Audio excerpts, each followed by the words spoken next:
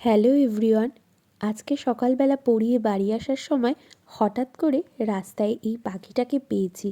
ও খুব অসুস্থ ছিল, উঠতেও পারছিল না, তাই ওকে আমি বাড়ি নিয়ে এসেছিলাম। ওকে কিছু খেতেও দিয়েছি, তাও খাচ্ছিল না। তাই আমি ঠিক করলাম সবাই মিলে রাত্রে ওকে ডাক্তারের কাছে নিয়ে যাই। আমাদের মধ্যমগ্রামে ওয়েট অ্যান্ড পেটে আমি আগে থেকেই ডাক্তারকে ফোন করে নিয়েছিলাম যে তিনি ওখানে বসবেন কি না। তো উনি বলল আমাদেরকে ওখানে চলে যেতে।